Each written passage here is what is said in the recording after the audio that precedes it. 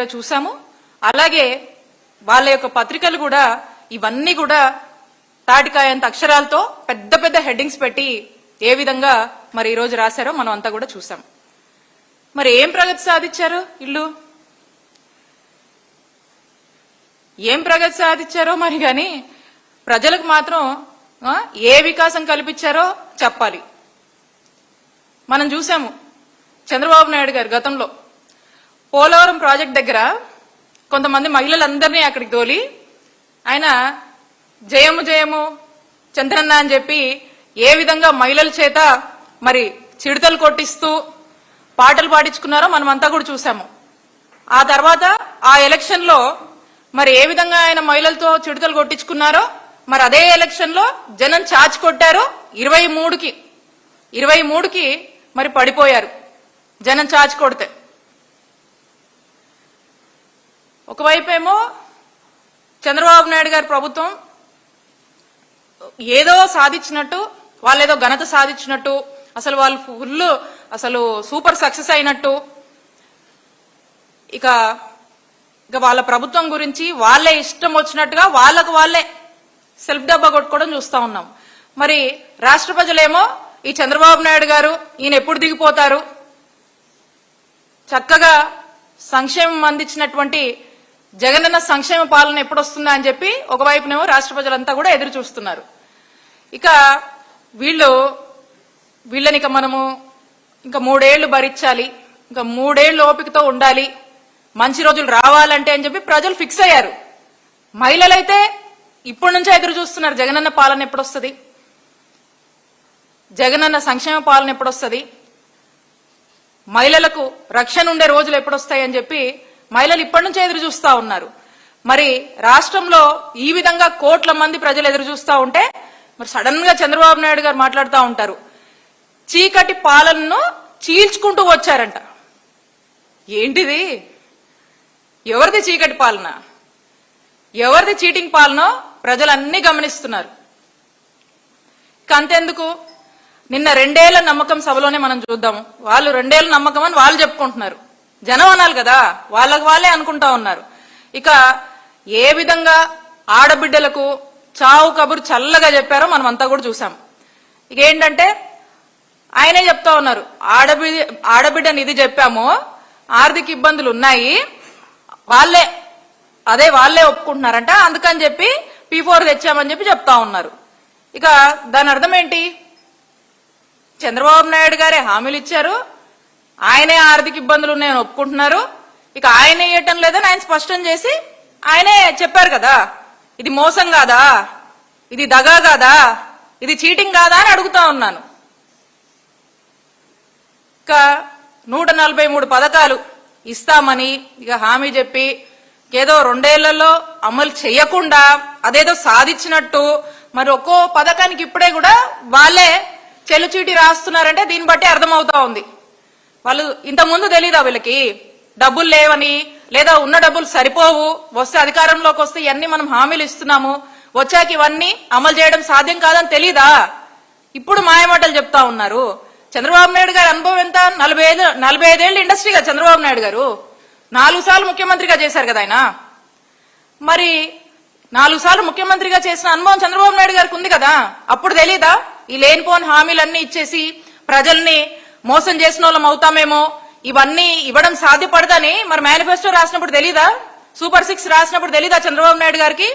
ఇప్పుడు 2 ఏళ్లకే వచ్చి ఏ విధంగా చేతులెత్తేసి ఏ విధంగా మరి ప్రజల్ని మోసం చేస్తూ, మహిళల్ని మోసం చేస్తూ, రాష్ట్రంలో ఉన్నటువంటి అందరినీ మోసం చేస్తూ చాలా సింపుల్ గా ఇలాంటి చావు కబుర్లు, ఇలాంటి మీటింగ్లు పెట్టి చల్లగా చెప్తున్నారంటే రాష్ట్ర ప్రజలకు ఇప్పటికే అర్థమవుతా ఉంది, అర్థమైపోయింది. ఇక గతంలో కూడా చూసాం చంద్రబాబు నాయుడు గారి పాలనలో, అసలు ఆయన పాలనన్నా, గతంలో ఆయన పరిపాలనన్నా, ఆయన మాటలన్నా ఇవన్నీ కూడా ఉట్టిట్టు గాలి మాటలు లాంటివని తెలుసు. ఇక ఒక మాట ఇచ్చాడంటే ఆ మాట మీద నిలబడేది లేదు, సచ్చేది లేదు. క్రెడిబిలిటీ లేని మాటలు, క్రెడిబిలిటీ చంద్రబాబు నాయుడు గారికి లేదని ప్రజలకు స్పష్టంగా తెలుసు. ఏదో అబద్ధం మాటలు చెప్పి, ఏదో జగనన్న కన్నా ఇంకా మించిస్తామని చెప్పి ఆశ చూపించి జనం ఏమనుకున్నారు, జగన్మోహన్ రెడ్డి గారు ఇస్తున్నవన్నీ కూడా టయానికి అకౌంట్ లోకి వస్తున్నాయి, ఈయన అంతకన్నా మించిస్తానంటే అదేంది ఎట్లా చెప్తున్నాడు అని చెప్పి వాళ్ళని ఆశపెట్టి మోసం చేసి ఓట్లు వేయించుకున్నారు. ఇప్పుడు తీరా ఈ 2 ఏళ్ల కాలంలో రకరకాల ప్లాట్ఫామ్స్ లో రకరకాలుగా ఏ విధంగా అబద్ధాలు చెప్పుకుంటూ వచ్చారో అది కూడా చూద్దాం మనం. అయితే ఇప్పటికే మనం చూసాము. ఇక ఇది పూర్తి స్థాయిలో కూడా చంద్రబాబు నాయుడు గారు క్రమక్రమంగా కూడా అన్ని వర్గాల వాళ్ళని ప్రజల్ని మోసం చేస్తూనే వచ్చారు. ఇక నిన్న వారి మాటల్లో చూసాము, మేనిఫెస్టోనంట హెలికాప్టర్లో చదువుకుంటూ వచ్చాడంట. దేనిది మేనిఫెస్టోని హెలికాప్టర్లో చదువుకుంటూ రావడం ఏంటి? మేనిఫెస్టో మీకు గుర్తుండదా చంద్రబాబు నాయుడు గారు? మా నాయకుడు జగన్మోహన్ రెడ్డి గారు మేము తీసుకొచ్చినటువంటి మేనిఫెస్టో నవరత్నాలు అని ఏదైతే మేము చెప్పామో దాన్ని చాలా పవిత్రంగా భావిస్తారు మా జగన్ గారు. ఆ మేనిఫెస్టోనే బైబుల్ గా, ఖురాన్ గా, భగవద్గీతగా భావించి ఇది ప్రజలకు మేలు చేయాలి అని చెప్పి బలంగా నమ్మి డే1 నుంచి కూడా ఎప్పుడు మర్చిపోలా. డే1 నుంచి కూడా 100% ఇది ఎలా అమలు చేయాలని చెప్పి పరితపించి పనిచేశారు. ఆ విధంగానే 99% మేనిఫెస్టోని అమలు చేసినటువంటి ఘనత జగన్మోహన్ రెడ్డి గారికి దక్కుతుంది. మీరు ఇప్పుడు 2 ఏళ్ల తర్వాత హెలికాప్టర్ లో మేనిఫెస్టో చదువుకుంటూ పోవడం ఏంటండి? ఆశ్చర్యంగా ఉంది మాకు. అంటే మీకు మేనిఫెస్టో గుర్తుండదా? ఈ హామీలు మీరు ఇచ్చినే కదా, లేదా ఆ టైంకి అప్పటికప్పుడు లేకపోతే ఎవరితో ఉన్న స్క్రిప్ట్ లాగా అది కూడా రాపిచ్చి ఏదో జనమే కదా ఈ పిచ్చి మాటలు ఏం చెప్పినా నమ్ముతారు, మనం ఏం రాసిచ్చినా వింటారు, ఆ స్పీచ్ లో చెప్పేసామంటే అయిపోయిందని అనుకున్నారు అప్పుడే మీరు. మీ చిత్తశుద్ధి ఏంటో అక్కడే కనిపిస్తుంది. మీకు చిత్తశుద్ధి లేదని, మీకు కమిట్మెంట్ లేదని అక్కడే అర్థమవుతా ఉంది. ఇంత దారుణంగా ప్రతిసారి కూడా మీరు మోసం చేస్తూ వచ్చారు. మీ మేనిఫెస్టో మీకే గుర్తులేదు, మీరు హెలికాప్టర్లో చదువుతా ఉన్నారు. ఇక మీ అధికారులకేం గుర్తుంటది? ఈ ప్రతి జిల్లాలో ఉన్నటువంటి కలెక్టరేట్ లో ఉండాల్సినటువంటి మేనిఫెస్టో కూడా మరి అది ఉందో లేదో మీకే తెలియాలి. మీకేం బాధ్యత ఉంటది? మీ అధికారులకు ఏం బాధ్యత ఉంటది? ప్రజలకు ఏం డెలివరెన్స్ ఇస్తారు? మీరు ఏం గవర్నెన్స్ ఇస్తారు? మా మేనిఫెస్టో మీరు చూసినట్టయితే సీఎం కార్యాలయం దగ్గర నుంచి సచివాలయాల దాకా ప్రతి చోట, మరి ప్రతి సచివాలయం దగ్గర నుంచి, ప్రతి గ్రామ సచివాలయం దగ్గర నుంచి కూడా ప్రతి గడప వరకు కూడా మా మేనిఫెస్టోని చేర్చాము.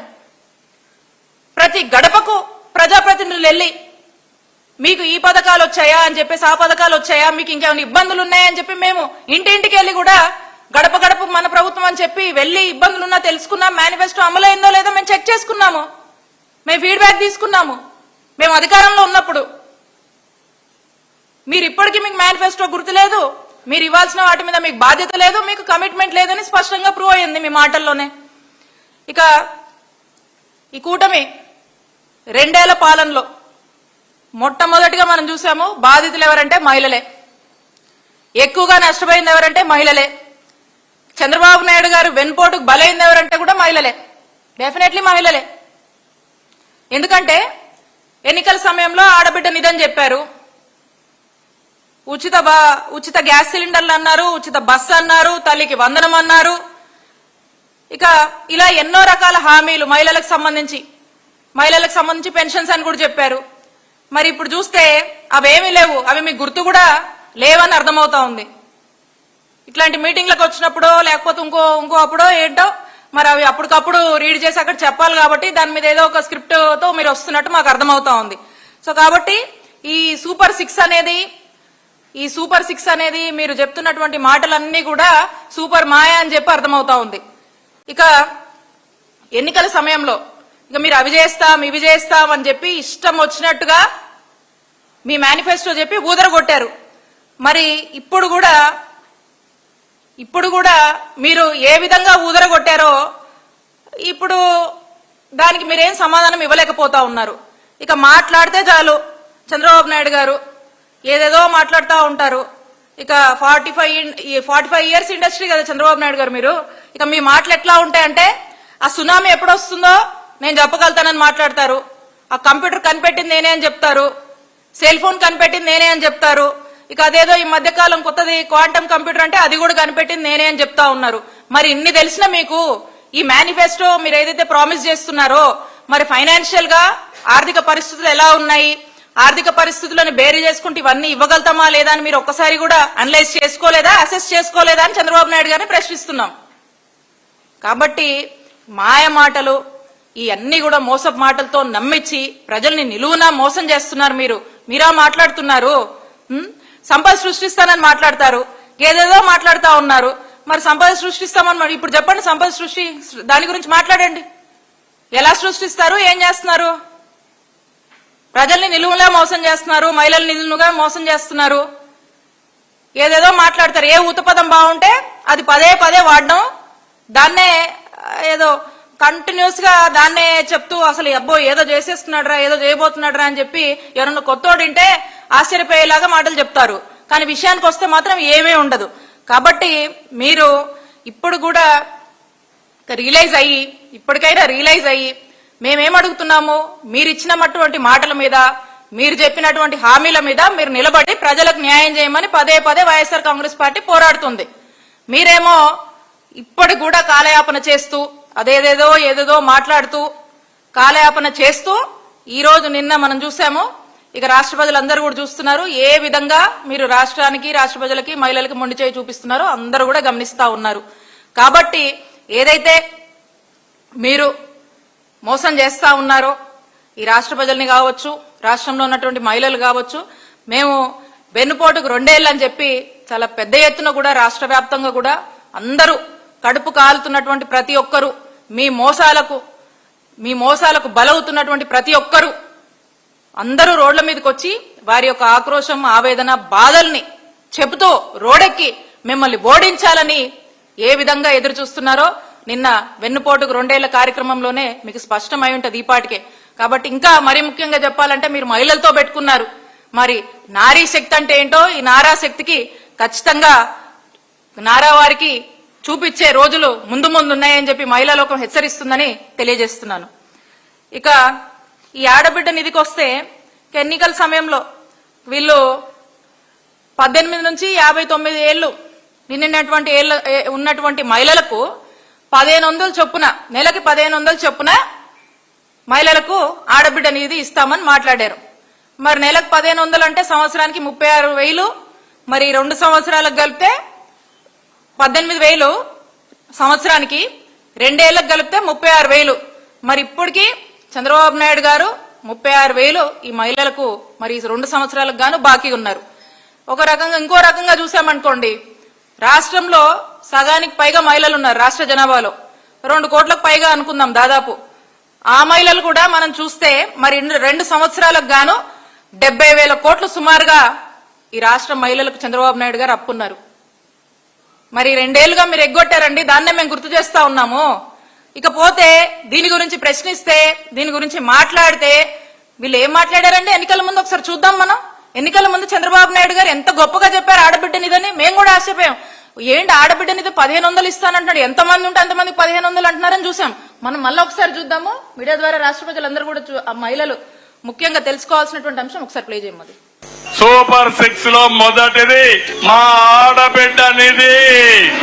నెలకు 1,500, ఇద్దరు ఇంట్లో ఉంటే 3,000, ముగ్గురుంటే 4,500, నలుగురుంటే 6,000.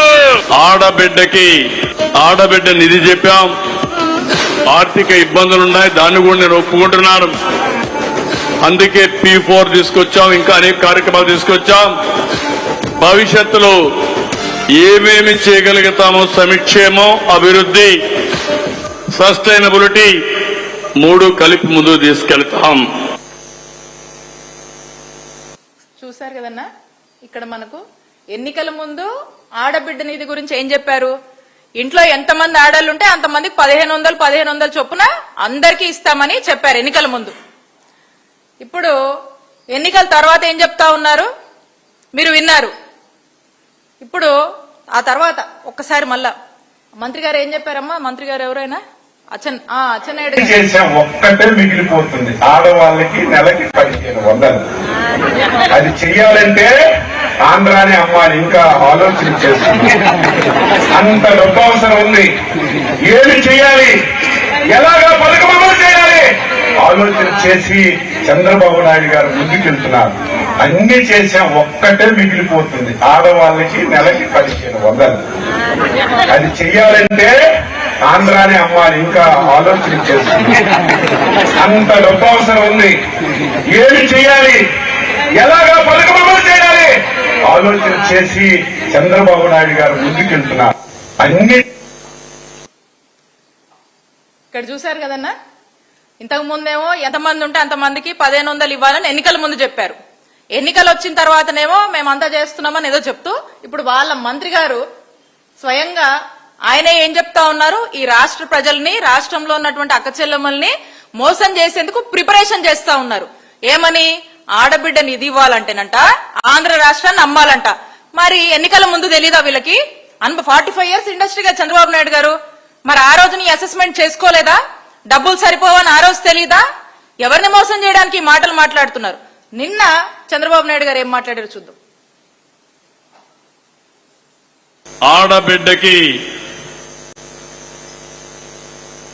ఆడబిడ్డ నిధి చెప్పాం. ఆర్థిక ఇబ్బందులున్నాయి, దాన్ని కూడా నేను ఒప్పుకుంటున్నాను. అందుకే P4 తీసుకొచ్చాం, ఇంకా అనేక కార్యక్రమాలు తీసుకొచ్చాం. భవిష్యత్తులో ఏమేమి చేయగలుగుతామో సంక్షేమం, అభివృద్ధి, సస్టైనబిలిటీ 3 కలిపి ముందుకు తీసుకెళ్తాం. అక్షరాల మీ కళ్ళతోనే చూశారు అందరూ. ఎన్నికల ముందు ఇదే చంద్రబాబు నాయుడు గారు ఏం మాట్లాడారు, ఎన్నికల తర్వాత ఏం మాట్లాడుతూ ఉన్నారు. ఆడబిడ్డ నిధి ఇవ్వడానికి డబ్బులు లేవని చంద్రబాబు నాయుడు గారు ఆయనే ఒప్పుకొని ఇది ఇవ్వలేమని చెప్తూ దీన్ని P4 కి లింక్ చేశామని చెప్తా ఉన్నారు. ఇక్కడ నుంచి రాష్ట్రంలోని అక్కచెల్లెమ్మలకు చెప్తా ఉన్నా, P4 అంటే అదేదో పథకం, మనకు డబ్బులు వస్తున్నాయని అనుకున్నారు మీరు. కాదు, అది పథకం కాదు. ఈ P4 అనేది చెప్పాలంటే ఇది పీపుల్ పబ్లిక్ ప్రైవేట్ పార్ట్నర్షిప్ అని చంద్రబాబు నాయుడు గారు మాట్లాడుతున్నారు.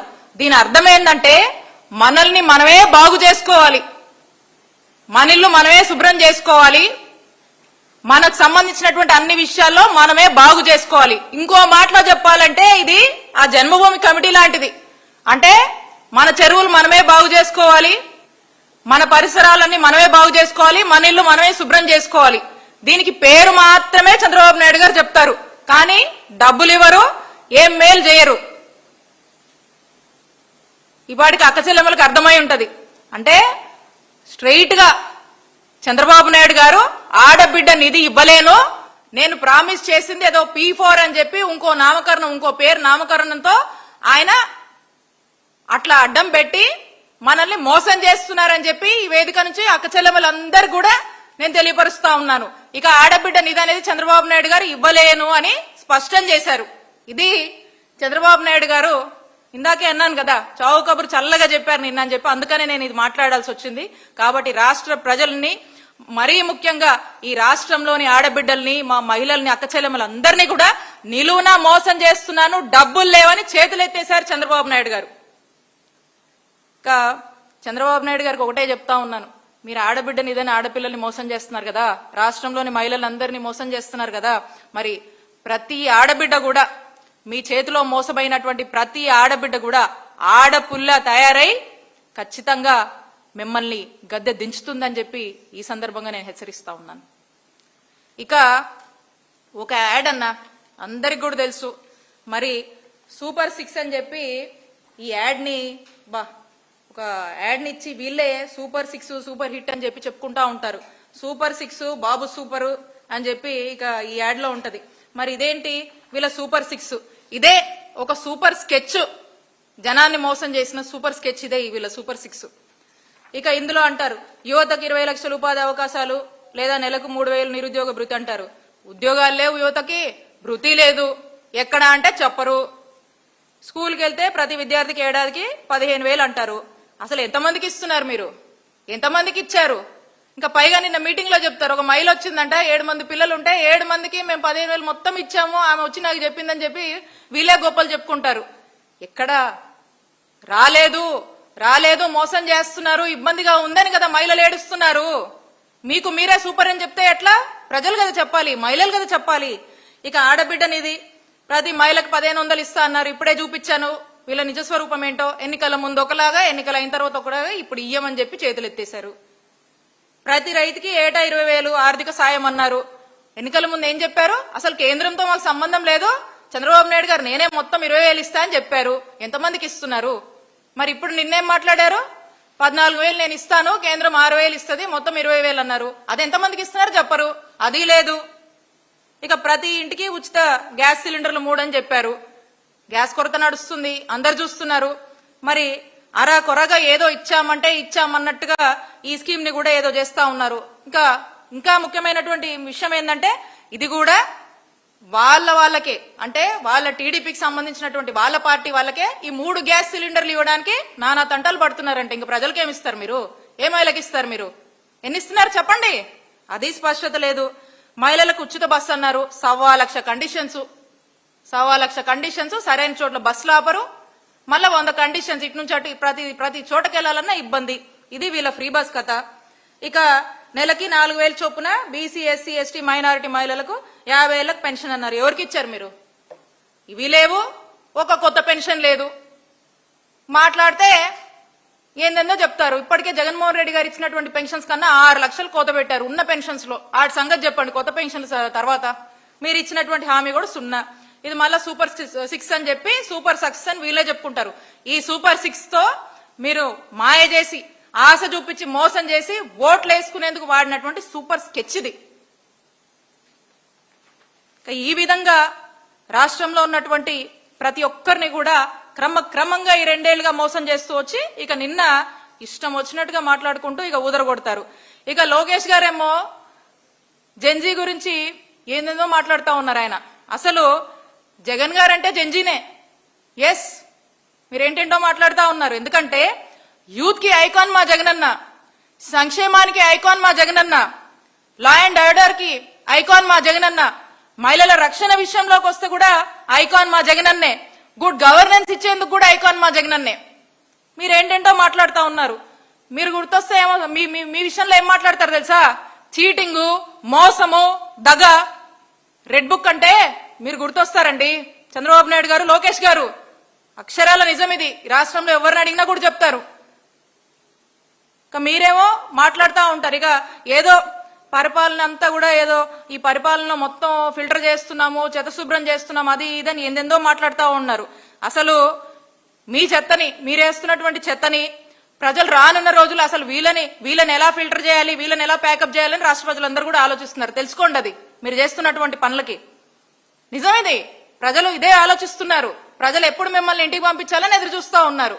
ఇక ఎంతసేపు వీళ్ళు ఏదో 2 ఏళ్లకు నమ్మకం అంట వీళ్ళు మాట్లాడుకుంటున్నారు, వీళ్ళే చెప్పుకుంటున్నారు. 2 ఏళ్లకు వీళ్ళని నమ్మాలో వద్దో ప్రజలు కదా చెప్పాల్సింది.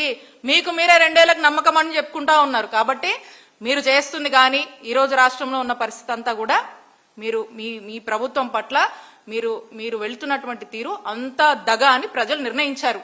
అన్నిట్లో దగ డిఎస్సి, దగ ఎస్సీ ఎస్టీ మైనారిటీ, దగ ఆడబిడ్డ, దగ మహిళలు, దగ ఆరోగ్యం,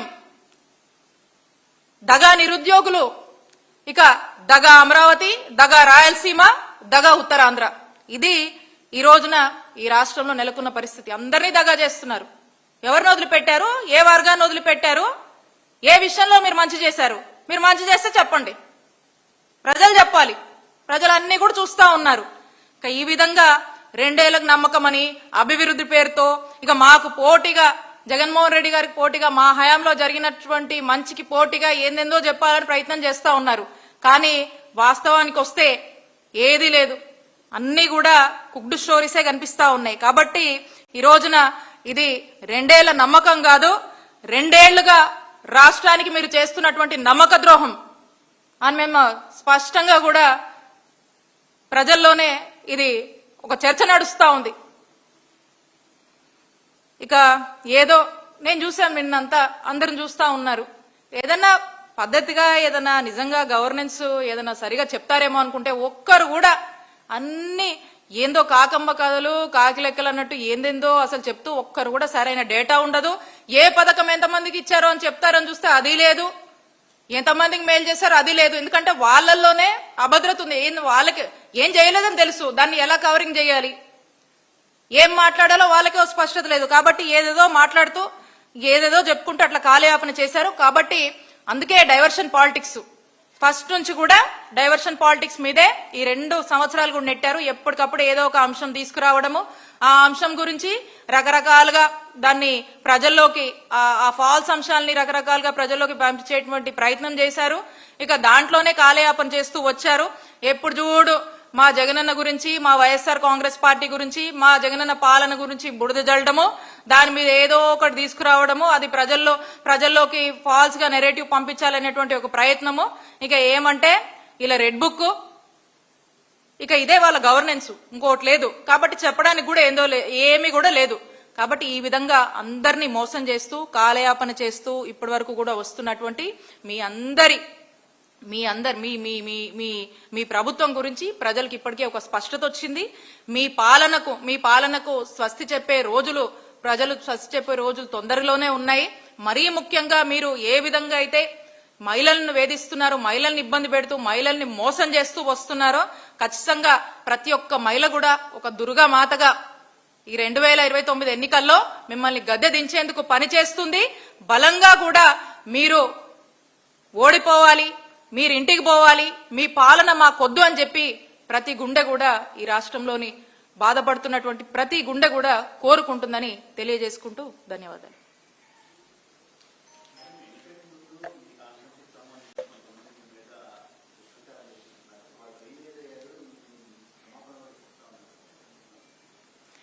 ఏం చేద్దామన్నా వాళ్ళు మీరు చూశారు, ఎందుకు అంటారో, ఎందుకు నిందలేస్తారో, ఎందుకు వాళ్ళే దానికి ప్రచార ఆర్భాటాలు చేసుకుంటారో, మళ్ళా ఎందుకు మాట మారుస్తారో వాళ్ళకే తెలియాలి. అంటే వాళ్ళు డిఫేమ్ చేసేందుకు, అంటే వైసీపీ వాళ్ళంటే ఇట్లా ఉంటారు, వైసీపీ వాళ్ళ క్యారెక్టర్ అసాసినేషన్ చేయాలి, వైసీపీ వాళ్ళంటే ఏదో క్రిమినల్స్ అని, వైసీపీ వాళ్ళంటే ఇలా చేస్తారు, వైసీపీ వాళ్ళంటే అలా అని చెప్పేసి చేసేటువంటి ప్రయత్నాలే ఇప్పుడు ఒక్కొక్కటిగా బయటకు వస్తున్నాయి. డెఫినెట్ గా మీరు చెప్పినటువంటి ఆ రియలైజేషనే, అంటే మ్యాటర్ ఆఫ్ టైం అంతే. ప్రజలు చూస్తా ఉన్నారు, వాస్తవాలు అక్కడ ప్రజలందరికీ కూడా తెలుసు. మరి ఈ రకంగా లేట్ అయింది, కాకపోయినా ఈ రకంగా అయినా, ఎందుకంటే నిజం ఎప్పుడైనా కూడా నిజం నిప్పు లాంటిది అంటారు. సో ఇంత కాలానికైనా నిజం బయటకు వచ్చింది, అందరు చూస్తా ఉన్నారు. ఎక్కడ ఎవరి ప్రమేయం లేకపోయినా వాంటెడ్ గా మమ్మల్ని ఆ విధంగా ఇబ్బంది పెట్టి టార్గెట్ చేసి టార్గెట్ లో భాగంగా చేశారు. బట్ ఓకే, మేము నిజాయితీగా ఉన్నాం, నిజాయితీగా పరిపాలన అందించాలని వచ్చాము. రాజకీయాలకు కూడా ఓ మంచి సేవ చేయాలనే ఉద్దేశంతోనే వచ్చాం, కానీ రాజకీయాల వల్ల లబ్ధి పొందాలనేటువంటి ఉద్దేశంతో మేము రాలేదు. కాబట్టి అక్కడ ఉన్నటువంటి ప్రజలకు తెలుసు, ఈ రోజు రాష్ట్ర ప్రజలు కూడా చూస్తా ఉన్నారు. ఆ విధంగానే చూడాల్సినటువంటి అవసరం ఉంది.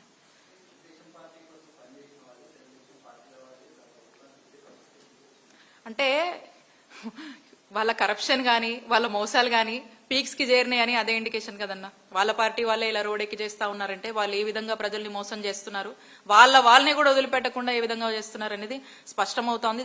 రాష్ట్రం మొత్తం కూడా చూడండి, ఏ నియోజకవర్గంలో చూసినా విపరీతంగా పేకాట, విపరీతంగా మద్యం సంబంధించినటువంటి దోపిడీ కావచ్చు, ఎక్కడికక్కడ ఈరోజు ఇల్లీగల్ యాక్టివిటీస్ ఫుల్ గా నడుస్తా ఉన్నాయి. ప్రతిదీ కూడా ఏ సామాన్యుడు కూడా ఏ పని చేయాలన్నా కూడా ఈ రోజు కరప్షన్ లేనిది పనులు ముందుకు వెళ్ళట్లేదు. కాబట్టి దీన్ని బట్టి అర్థమవుతుంది వీళ్ళ పాలన ఎలా ఉందో, అది వాళ్ళకు కూడా తెలుసు. కాబట్టి ఇవన్నీ కూడా రానున్న రోజుల్లోనే వీళ్ళందరికీ బుద్ధి చెప్పే రోజులు వస్తాయి. ఒక మంచి ట్రాన్స్పరెంట్ గవర్నెన్స్ కోరుకుంటారు ప్రజలు. ఎప్పుడూ ఒక పీస్ఫుల్ గవర్నెన్స్ కోరుకుంటారు ప్రజలు. సో కాబట్టి అలాంటి పీస్ఫుల్ గవర్నెన్స్, అలా చక్కగా ఏ ఎక్స్పెక్టేషన్స్ లేకుండా పనులు జరిగే ప్రభుత్వాన్ని కోరుకుంటారు. కాబట్టి ప్రజలు తొందరలోనే వీళ్ళకి తీర్పిస్తారు. They will decide and they will support the right party like YSR Congress party.